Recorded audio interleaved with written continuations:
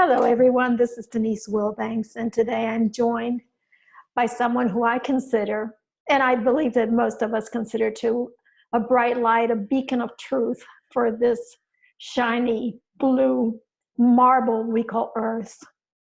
So thank you, Sacha Stone, and welcome. I appreciate your time here with me. Delightful to be with you, Denise. Thank you for the introduction. Sacha, I have been surfing the internet and doing a little investigating about what is it that you do, and I have watched a number of videos. And I've been taken aback by how much you, how broad of a field you navigate in terms of knowledge, and how much you amass from one end of the spectrum to the other, whether it's politics, whether it's spirituality, whether it's free energy. But none of those videos took me, or put it this way, I was taken by the one that you had communicated your address to the leadership. That one just simply sent chills up my back. And so I'm totally intrigued. What was it? Can you take us back to the moment when you were writing that particular address to the leaders? Your delivery of it was spectacular, was just simply impeccable. But I'm wondering what was in your heart and your mind when you were writing that message. Thank you. Kind words. Yeah, look, everything is interconnected, as you well know. If there's anything that describes the reality matrix that we inhabit today, as opposed to the reality matrix that we inhabited 20 years ago or 100 years ago, it is the understanding that we are now becoming engaged in a holographic, holonomic, quantum field, a morphogenetic field of interconnectedness, where the alpha and the omega point of reality come together. And that synthesis of experience, of expression, is what describes reality today, which is why there is so much confusion and chaos going on, because it's the synthesis process occurring and the duality aspects of reality are fusing together. When I wrote that particular speech about 4 or 5 years ago, it was on the back of many years of diplomatic work that I'd done, and born out of tremendous frustration on my part that I had to have so many thousands of conversations over so many years with so many leadership figures in academia, government, diplomacy, religions, and so on. But I'd never been able to really create a delivery of my the imperative that drives me as a living man. And so that speech was the first time I was in a forum where it made sense to deliver the full spectrum in one speech, in one talk, because it was the nature of that particular engagement, and I was delighted to do so. Subsequent to that event, I tried to incorporate that same kind of quantum holistic approach to everything that I do, and so now I'm unashamedly bringing quantum reality, 0-point energetics, hyperdimensional physics, sovereignty, and restoration of law and natural justice, quantum biology, consciousness, community development, fractal master planning. All of these things, which are new trigger words and new memes, are all very relevant today as solutions to the reality that we're trying to exit from, the one that is controlled and contained by overarching patriarchal profiteering politics, and the absolute pornography of trivia that proliferates our lives, from the high street to the screens of our telephones. It is just inane, vapid, baseless, gutless, heartless, godless, witless stuff that's being sold to us. as a reflection, apparently, of who and what we are. Well, you and I know different. We know full well that those values are not reflective of who and what we are. Absolutely. We are filled with so much more profound and divine and majestic imperatives than the kind of story that mainstream media and social media would reflect back to us. But that's just part of the conundrum of the times we live in. And we can either choose to fall into victim mode and become butchered into submission by this artificial intelligence, transgender, confused chaos that surrounds us. Or we can move into coherence with our own higher expression, our own higher spirit. And there is a morphogenetic field of reality that's emerging in the world today that unites millions and millions of souls in that same coherence. Absolutely. And one of the things, Sacha, that I noticed just as you described now, the integration of how you merge all these topics together so seamlessly, that's not easy to do. My hat goes out because I have intended it myself, and it's not easy to move about in the maze of information and to be able to make it relatable to others. So I truly commend you on how you're able to navigate the narrative and implement all the diversity of the material that you do so swimmingly, so seamlessly. I wanted to ask you a little bit if you would give us some updates of things such as the QT. What is the QT pie? I'm just totally intrigued about how and when we're going to be able to get access to. Well, I'll be very brief on that, only because I'm not at liberty to speak as freely as I'd like to. We made an announcement a few months ago at the New Earth Festival about it. It was a preemptive announcement. I'm pleased we did it. We've come under a hail of bullets since then because we haven't said anything further. But I did say at the time, this is what we're doing. This is indicating an end to war, disease, and poverty. This is the future. And we are in R&D here, and we'll let you know as developments progress. Well, things have progressed. The technology has been for some months now in the Fritz Pop laboratory in Holland, in Amsterdam, which is the most advanced laboratory in the world, for those who know, in high frequency and light and so on. So they're developing right now, taking the technology to the next level. We meet with them in about 10 days' time, and I'll have more feedback about what's likely to be the rollout later this year into 2019. But I can tell you this, that they've instructed us that they are desperately excited about it. That they're working on this technology largely around the clock, and that they've identified that it has properties that far supersede what we imagined it was capable of. It's not just an, quote unquote, over unity energy system. And one has to be very careful using that terminology. It pisses off people who understand these kinds of physics, because there is no such thing as over unity in real terms. So even using that language is very loaded. But it's a phenomenological technology that is for certain. It's vortex and inverse vortex technology working, or counter vortex technology working together to create effectively a 0 point or a fusion point or a synthesis point. And in that synthesis point is where the quantum domain or the quantum field is tapped into or accessible through.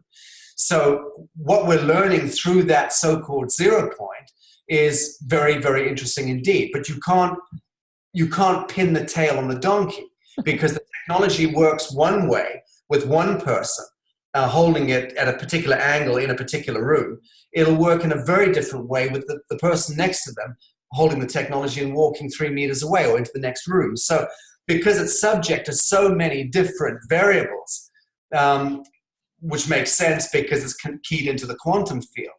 So there's all sorts of subdimensional, hyperdimensional, interdimensional elements that impact and then create disturbances or irregularities in the output. So the challenge that we've had with that has been, how do you standardize something which is quantum, and you can't get a CE certification or a UL certification for manufacture and commercialization of a product until you've standardized it. Okay? So there are challenges there, which we're very fortunate to be working with the Fritz Pop Laboratory on, and we will make announcements, I believe, in September this year at the next New Earth festival in Bali. We're planning at that time to make the next formal announcement about the cutie pie. But thank you for asking. Tell me then something about the festival in September. Well, not a lot I'm allowed to tell either, because we haven't fixed the date. We just literally in the last 2 weeks, the team in Bali and the team in London and Berlin determined that we were going to set the date for September this year. It's not going to be any chance of it being rainy and muddy in Bali, and we expect a far bigger turnout than we had at the last festival. And we've got some desperately exciting stuff to be announcing at this festival, the cutie pie as well, but something also beyond that we're planning to announce in September. So now you're involved in various organizations, the International Tribunal of Natural Justice and Humanitad.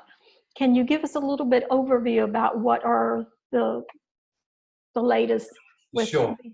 Happy to do that, and it's actually very timely to have this conversation because it was only yesterday we did a brainstorming session with our social media crew, and they advised seriously that we consolidate the various organizations into an annual publication, which we've made a decision now that we're going to do. Within the next few months, we'll release like an almanac, an annual digest that is a thick, glossy publication that folds into it the activities and the voices and the personalities connected to the various organizations within our wonderful hybrid reality that we're creating. And that's Humanitad Foundation, it's the International Tribunal for Natural Justice, and the Judicial Commission of Inquiry that it is launching this year, which is huge and has tremendous consequence for humanity.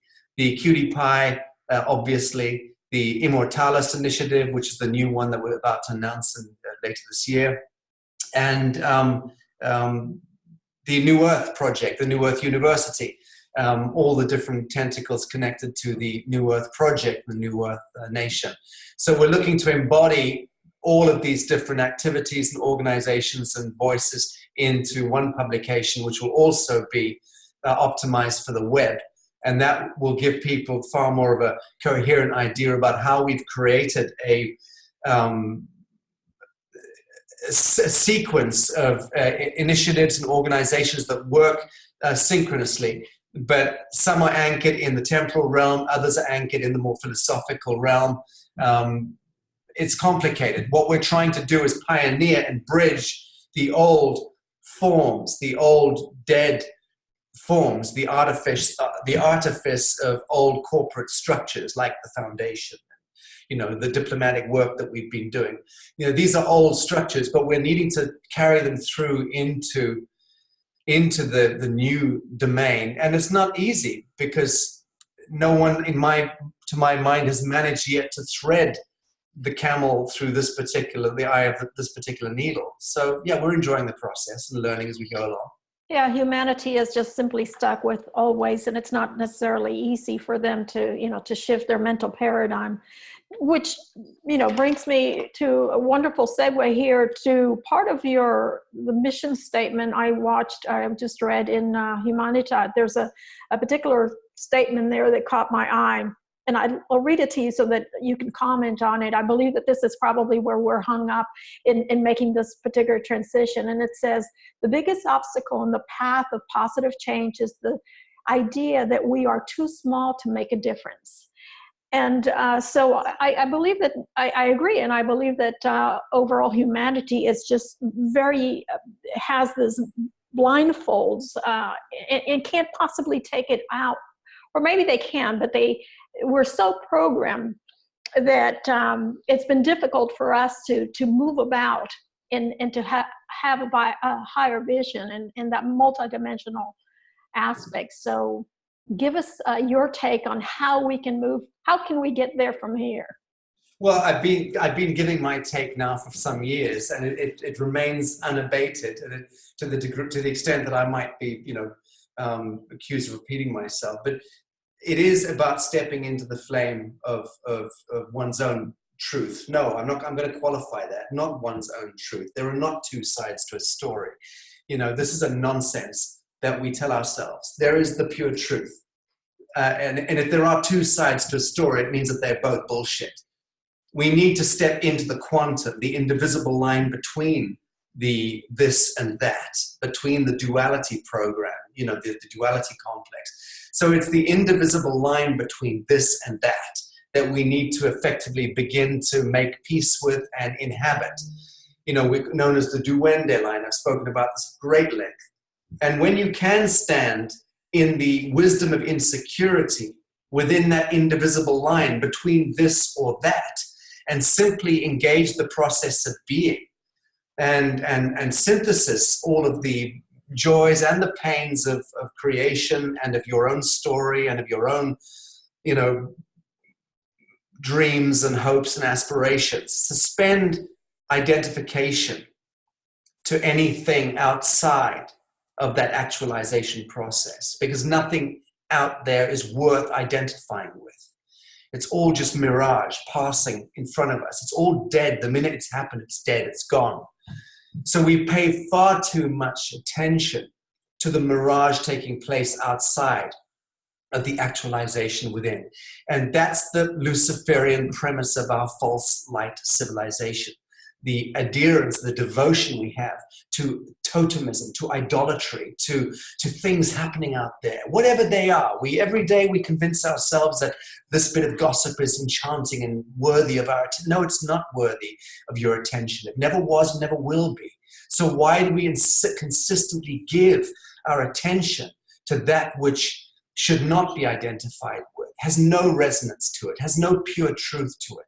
Most of the expression in most of our lives is indentured into false light worship, idolatry. We need to individually and then collectively suspend that process and withdraw from that process. How do we do so? By simply withdrawing attention and not placing our attention on that which does not stand in pure truth.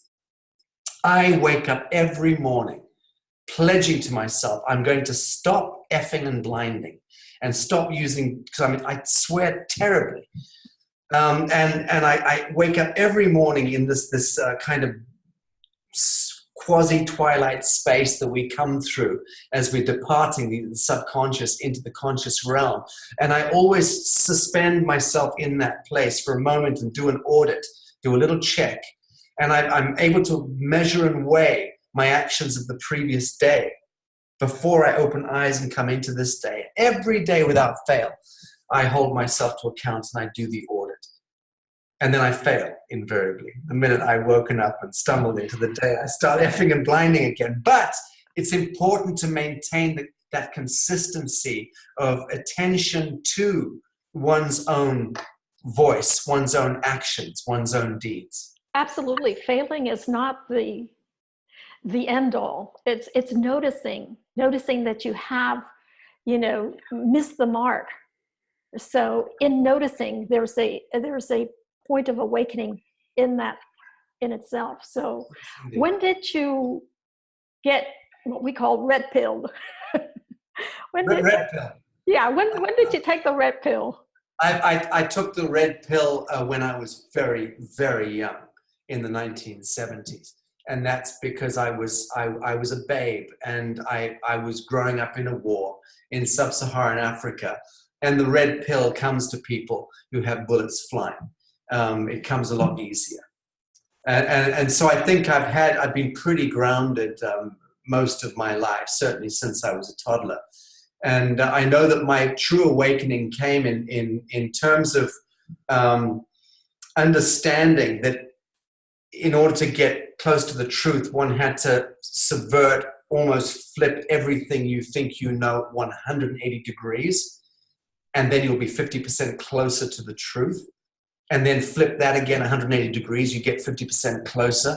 Then flip it again. It's a metric of getting closer to the truth and disidentifying with false light. And I did that process. I went through that in 1997, firstly, and then again in 2006, I had huge awakening as well.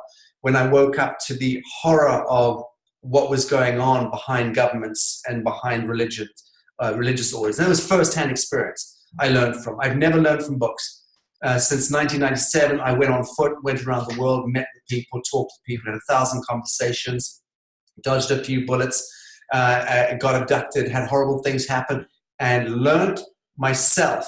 So when I then stopped that whirligig, traveling constantly and having the conversations and started to synthesize them, that was around about 2006. And that was when it really came home to roost. And then I decided I would do my best to crack into the United Nations to see if those suspicions were correct. And I did, and they were. And I spent a couple of years very much focused in how the multilateral playing field is articulated by governments, understanding how the Vatican and the Crown of England and the US Treasury and the Federal Reserve, through the reserve banks all around the world, are indenturing and enslaving every living soul into fiction, and then creating those fictions into harvest wheels, which is really the horror of what's happening to humanity. Then the artificialization of our reality, the fictionalizing of our identities and our reality, the removing, the systemic transfer of our lives from being organic, sentient beings connected to the soil to being completely artificial, cauterized creatures that are effectively implanted and then mind-fucked into being some kind of a creature that lives in a certain way and conforms to certain reality. And that today describes most people, especially the liberal intellectual people in our midst who watch Rachel Maddow and CNN broadcast, read the Telegraph and think, and Washington Post, and think they understand anything at all. They understand nothing.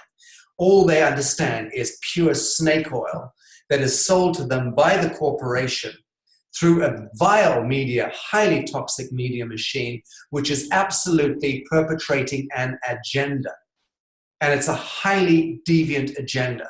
But you have to go back to understanding how the Tavistock Institute, the Fabian cloisters, the Council of Foreign Relations, the old Masonic orders connected to the Rhodes Round Tables back in the day, in the time of Queen Victoria, and then going back to the time of Queen Elizabeth I and Sir Francis Walsingham, the spy master, and who initialized the whole culture of covert intelligence. You have to understand 1776 and the birth of the Bavarian Illuminati. You have to understand the Vatican conspiracy. You have to understand 1666 and the Great Fire of London, the building of the Eiffel Tower, and the franchising of Satanism to the United States through the Statue of Liberty. I mean, there are things that people would never, ever get to understand normally, because where you're going to find your reference points. You're not going to learn them in university. You're not going to learn them in informed history, because it's all subverted through academia, mainstream media, and the Hollywood machine. But then when you discover who owns all of these apparatus, it's a highly centralized domain. And what it takes you back to is where the story becomes very fascinating. So 2006 was, for me, the year when all of that slotted in. Boom! And then by 2010, I completely validated, verified, cross-referenced, and confirmed my worst suspicions personally. Again, not through just having conversations and through reading books or reading, activist research threads, but by going on foot, sitting down, and then having those conversations with religious and political leaders behind closed doors. Being highly informed, which to this day I'm very, very blessed. We're very blessed. Humanitad Foundation is that vessel and has been that vessel for 20 years. It's highly trusted by members of the international fraternity who are plugged into leadership, government, and so on. And to this day, we continue to work with these many people connected at different levels to economics, to law, to social engineering, and have conversations, try to create and enlighten those conversations in the ways that we can. Watching you speak and conveying these pieces of information is fascinating. But more than anything is I feel I'm attracted by the energy that you're emanating and your passion. So in seeing that, I ask, what drives you? What illuminates and suspends and sustains that passion?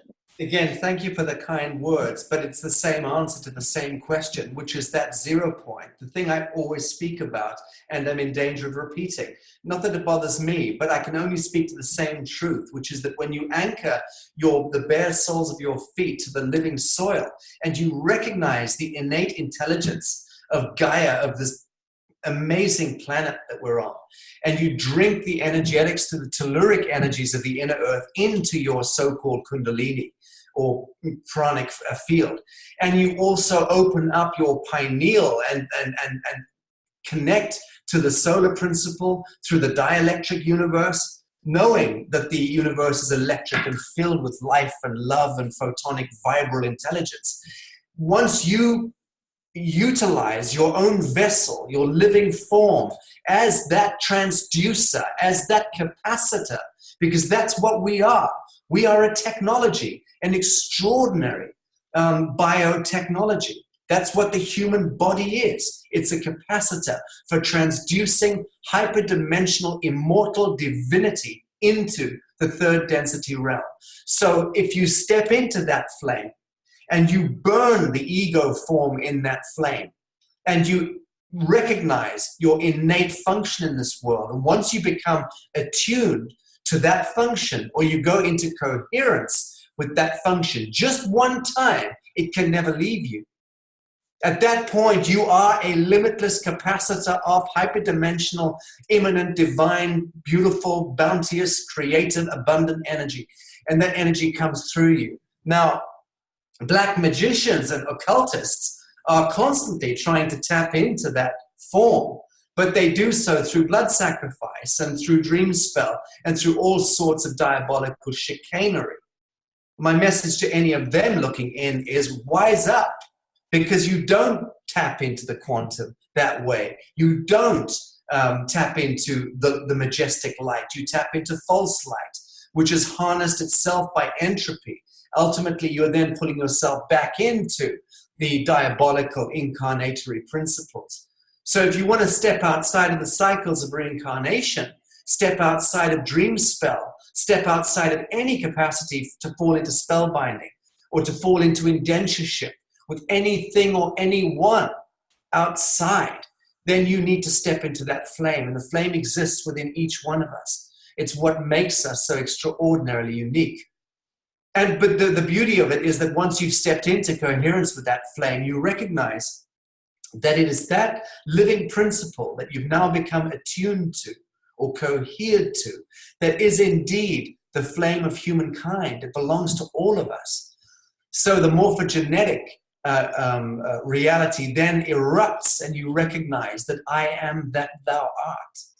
And you can walk through life still effing and blinding and being a hard bastard if you need to be, but you walk with underpinning everything is that sense of infinitude and of prior unity, of connectedness, not false identification, but connectedness.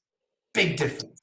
I agree that stepping into that flame is transformational, and once you do, it's like you can't put the genie back into the bottle. It just simply, carries with you. And yes, you may forget every now and then, like you say, effing and so forth. But there is simply the touchstone is definitely there, and it's just simply a matter of reminding yourself. So where do we go from here? How do we step into that new earth, into that multidimensional scene? How can we You're going to love transition? me. You're going to love my answer. It's the same answer that I've been giving. And at the risk of repeating myself, we're going to have some more fun with it. Yeah. It's not about going there, moving towards it. It's about you recognizing that you are the transduction technology, and your prime function is to, one, surf bliss, two, anchor patterns of perfection into the mortal realm. That's it. And the minute you are surfing bliss, that ecstasy, that orgasmic experiential delight about reality, and you start to fizz and pop, and every atom and every cell and every molecule is vibrating at its highest capacity, at that point, you are able to literally anchor patterns of perfection into the human realm, into the temporal realm, the material realm. When you then have good ideas, doesn't matter what your idea is, it's going to be a beautiful, creative, abundant idea. You have the capacity to then manifest those ideas. So that's the kind of world we're supposed to be inhabiting. Indeed, that's our birthright, and that's the world that we're fast moving toward, albeit we're making the mistake of trying to move toward it. And there is no movement toward it. It is a movement towards oneself. The idea that, the mountain should come to Muhammad is entirely correct. It's one of the tenets of Islam I fully agree with. We should not move to the mountain should move to us, because we are the immanent, majestic, divine sons and daughters of God, incarnate. And when we bloody well own that, each of us, then we become immortals. And then we start to manifest. It's well known to the scholars of the ancients that the Mayan crystal skulls, for instance, the great pyramids in Giza, the pyramids in Central South America, the Zimbabwe ruins, there are all sorts of out-of-place anomalies and extraordinary archaeological artifacts, the great big stones of Baalbek, for instance. We know that we don't have the technology today to create any of those phenomena. We know that the ancients 12, 13,000 years ago, and indeed tens and hundreds of thousands of years ago, were deploying technologies, levitation technologies, time travel technologies, the capacity to levitate objects and move them into synchro. I mean, we were doing things 13,000 years ago. We've only just begun again to dream about doing. It's all cyclical, all of it. So it's not as though we're going to be doing this all for the first time.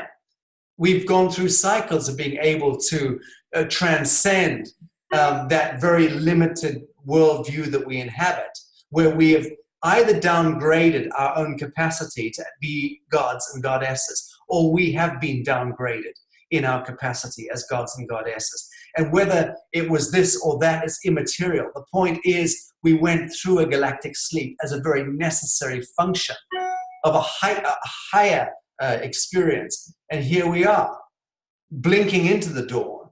And let's just now remember our divinity.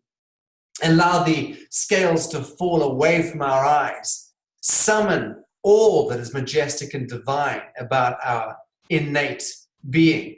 And shake off the horror of government, of religion, of culture. These are the enemies of the sentient spirit of Homo sapien. No disrespect to people who are devotees of one religion or another. There is a tremendous value in holding true to a religious distinction or order for a time, but there is also a time to transcend it, move on, because it all becomes idolatry ultimately, which is the worst possible psycho-spiritual entrapment. I agree that this has been, like you said, a point of transition from our sleep into our awakening, and it has been a necessary path. And I believe that a lot of what's happening, a lot of the shadow that we're seeing, which is getting quite loud, has been a necessary evil, for a lack of a better word, for us to be able to become aware of really what the point of which you're driving home is, that innate state, that divinity. Yes. So the question is, how do we shake it off? And again, I feel like you're going to come right back to it. But I get it that there's people that just are that asleep, and we just must.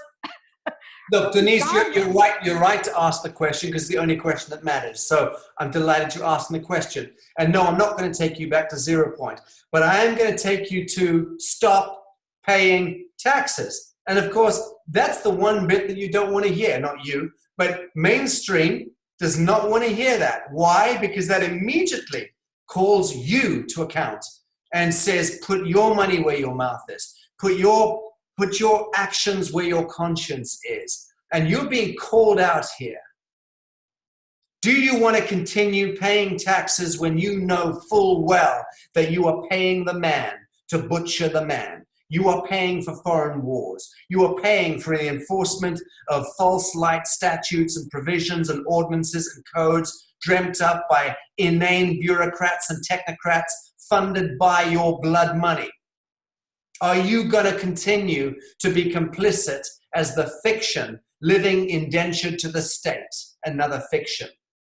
So do you want to be entrained and drunk on the Luciferian wheel, or do you not want to be entrained and drunk on the Luciferian wheel? Well, you decide, but I will tell you it comes down to stop paying taxes. And yes, indeed, there's some horrors there that you may discover. Depending, if you're in Germany, you'll get arrested within 3 weeks. There are countries in the world that don't tolerate people not paying taxes, but there are creative ways of addressing it. And the point is, we are required now on point of conscience to begin to remove the shackles ourselves, because they're not going to be done for us. Because if we keep inflating this thing called government and paying into it and allowing it to dream up more rules and regulations and statutes and laws to penalize us even further and own us even more into the future and our children and our grandchildren, then shame on us. You see, we don't want to look in the mirror. It's too uncomfortable. It means that we may not be living the comfortable life we're living in 3 months or 3 years from now. And yet, to any serious seeker of truth, you're forced to come to this. Am I paying into blood right, blood sacrifice, harvest of innocence, or am I not? Well, if you're paying taxes, you are. The end. So that's a point at which I stop having the conversation with the seeker unless they're prepared to seriously engage with disengaging from government. Because, and that's just dealing with the mechanics of the temporal world. You know, what about the religious shackling or enslavement? Shuffling along to synagogues and temples and mosques and churches and bowing down and abnegating our sovereignty by putting arms together and banging heads on the ground, you know, tingling bells and doing all the paraphernalia and the genuflection, which is all fear and trauma-based ritualistic nonsense. All of it, every goddamn jingle jangle and every bit of weird incense is all paying into nonsense. There is nothing sacred, nothing sacramental, nothing sacrosanct about any of that ritualistic nonsense. Now, if it makes you feel good, go for it. That's fine. But you will never enter that flame of pure truth unless you're prepared to transcend your indentureship into ritualism, into idolatry. And religious mythos, no matter whose religion, no matter what inflection, is totemism, idolatry, the worship of false light, that which exists outside of the divine flame within. And so we should never be putting attention on anything outside of that. We should only be measuring inwardly our actions, our words, our deeds, and in so doing, igniting the flame of morphogenesis, where we all connect as human beings and love one another. I believe he just nailed it on the head. We're so accustomed to the feel-good society. We just want to press the button and make it very simple for everything to just pop out, and be answered and what have you. And we don't take the time to invest in ourselves, invest in our awakening, invest in our evolution, to go inward. That really does take time, takes a lot of effort, and we're just not sometimes willing to travel those more difficult roads. So I know that you have several initiatives that you are working with in the next few months. What can we do as a community to support you, Sacha? Thank you. It's a very, very kind thing to ask. The most important thing in my life and the life of my immediate crew right now is delivering on the dispensation of natural justice and making a major commitment toward eradicating human trafficking and pedophilia, child sex abuse. And to which end we've spent a very long time setting up the International Tribunal for Natural Justice's next big event, which occurs in April of this year in London. And that's the 3-day seating of the Judicial Commission of Inquiry into Human Trafficking and Child Sex Abuse. That 3-day seating is just the start of what will take 6 months, maybe 9 months of this court being seated at various pop-up locations around the world as we begin the gruesome business of listening, taking in the testimonies and the key witnesses, star witnesses, affidavits of truth of countless survivors, whistleblowers, escapees from ritual satanic abuse, human trafficking, and pedophilia. We know already going into it how terrifying this subject is, because we've spent well over a year and a half, certainly the last few months, intensively speaking with experts in the field. I've been speaking to countless survivors and people who've gone through the most horrendous and egregious experiences at the hands of blood sacrifices and diabolical priesthoods in different covens and different disciplines of Luciferianism and Satanism. It's ugly. It's deeply, deeply disturbing stuff.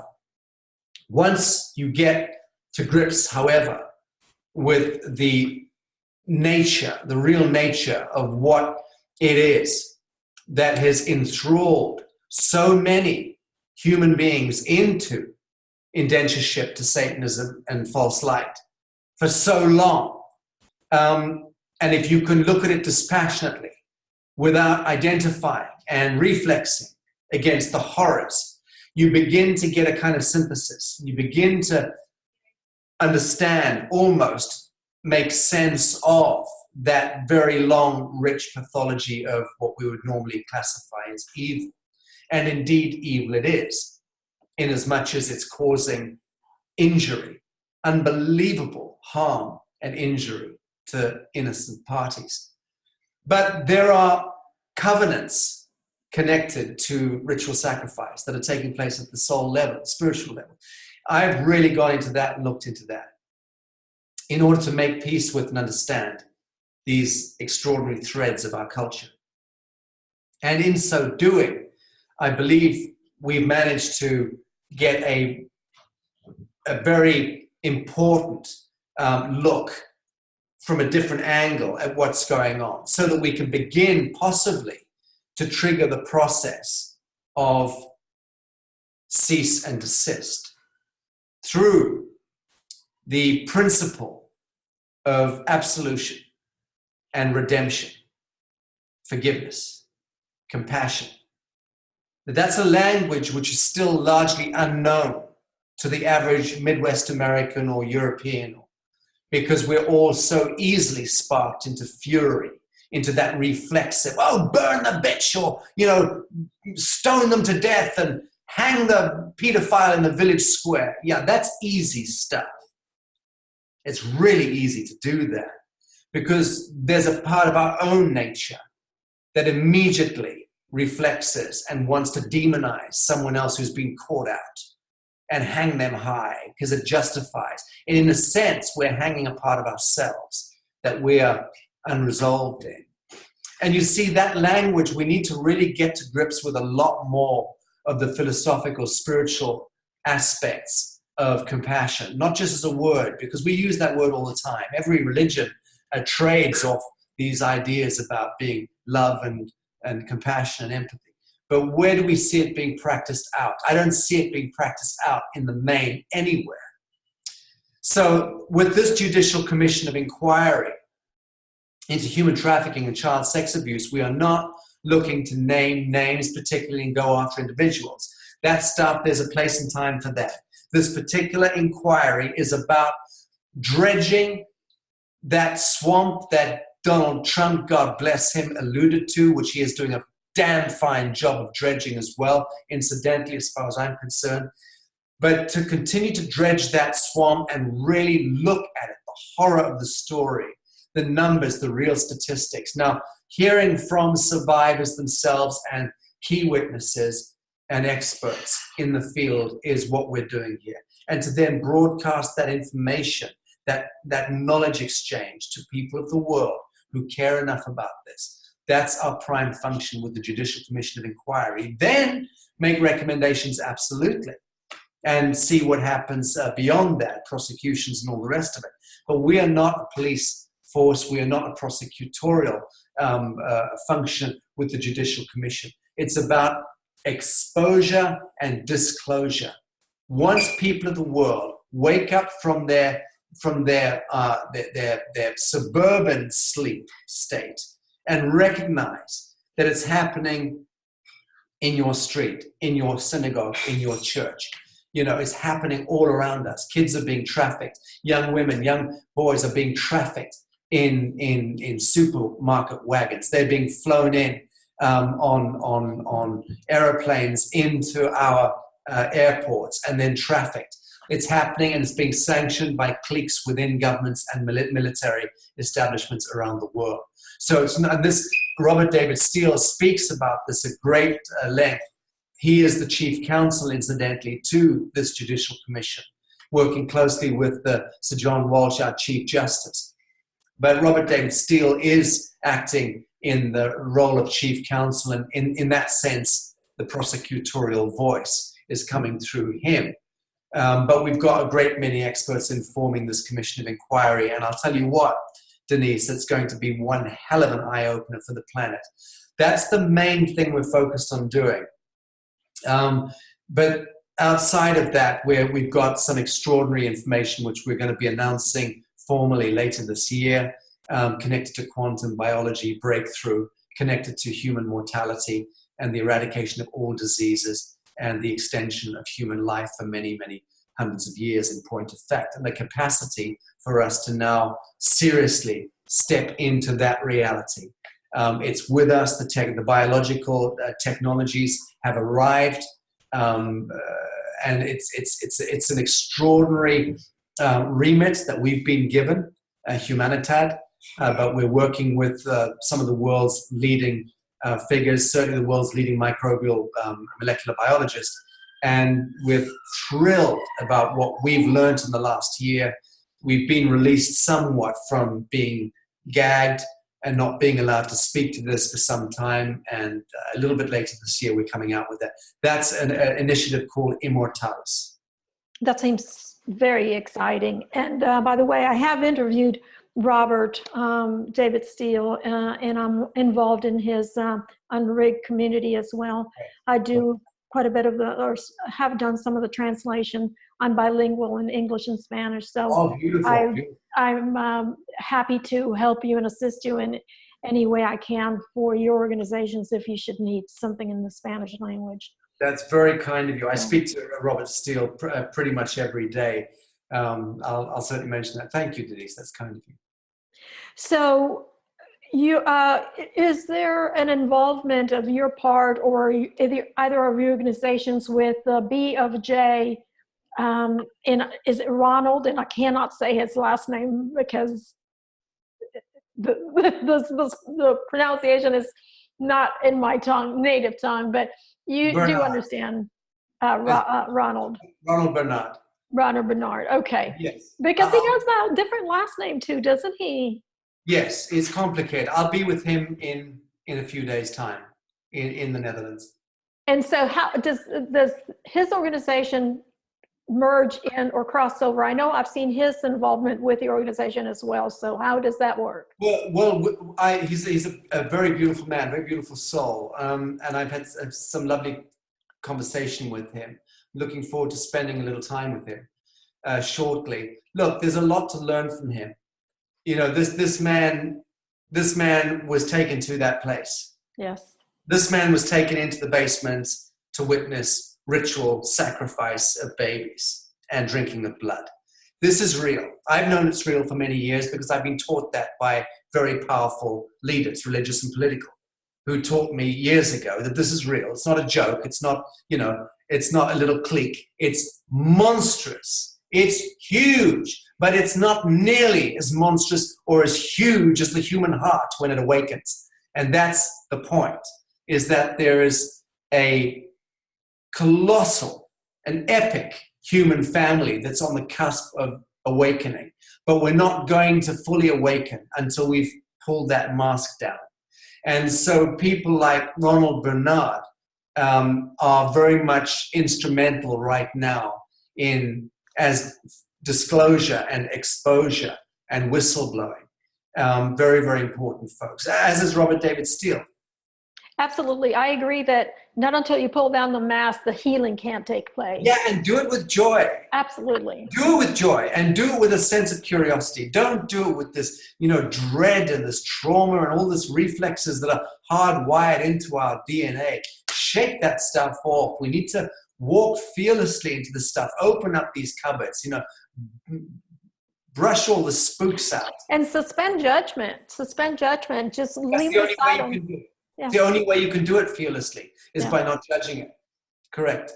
Absolutely. The moment that you bring the judgment in, then you have a sense of identity. Then it's the balance is I'm better than or so forth, and then that's where your polarity just simply goes to hell and high.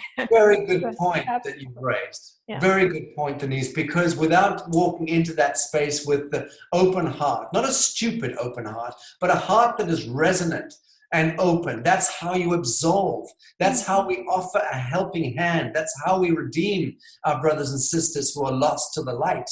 It's integral that we start to function in that way and not just as demonizing and judging and then casting them and saying, hang them high, execute them. No, don't execute any of them. No, absolve. Do what the Swahili speakers do to one another in sub-Saharan Africa. If somebody screws up in the village, they will stand around him and they tell him what a wonderful being he is. And they remind him of stories of his youth and the wonderful things that he's done or she's done in their lives. They tell him beautiful stories and remind them how wonderful they are. That's how they punish wrongdoers. Beautiful. And all of us have this in us, including Luciferians and Satanists and pedophiles, believe it or not. We're traumatized beings. So a pedophile oftentimes is completely compartmentalized into that because that being is so fractured that when they were 9, 10, 11, 12, 13, they were raped or sodomized or traumatized. And they got locked psycho-emotionally into that horrible framing. So when they became older and discovered they couldn't relate to normal people sexually, it became an inverted energy, and the sexual energy is powerful in all of us. And that subverts and goes inwardly and creates this kind of perversity, which at some point in some people erupts out as trying to find expression. And yes, it abuses other kids, and that's diabolical. It's awful. But it is explicable. It's understandable. That's the point.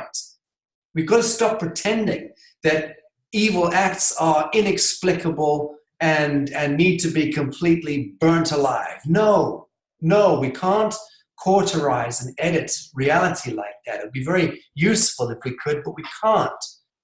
Because we cut bits off and throw them over our shoulder, they simply come back in another form to haunt us. Same thing with unresolved aspects of ourselves that we don't deal with in a given relationship that will reconvene in another relationship, and you will not escape that.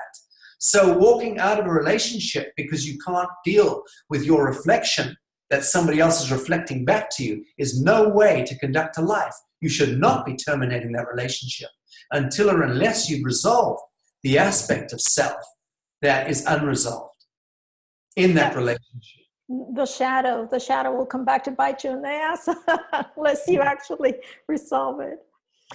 Well, it has been absolutely fascinating to listen to you in person directly, not through just another video.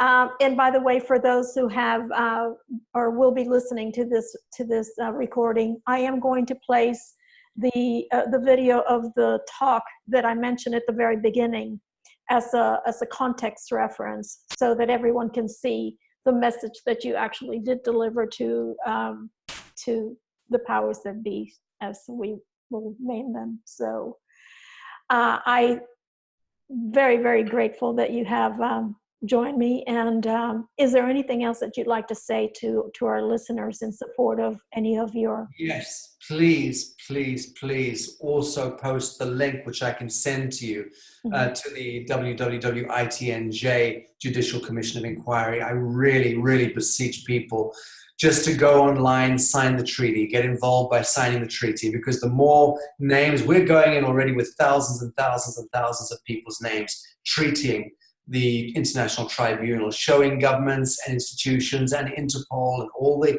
intelligence agencies that they need to pay attention to the voice of people of the world through this tribunal, through this judicial seating and judicial commission.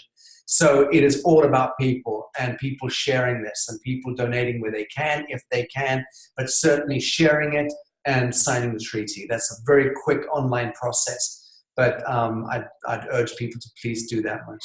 Aside from signing the treaty, is there a place where people can volunteer for time and talent? Yes, there is. And again, that can all come through the ITNJ site, or certainly I'm very happy to give my contacts. Anyone can reach out to me very easily.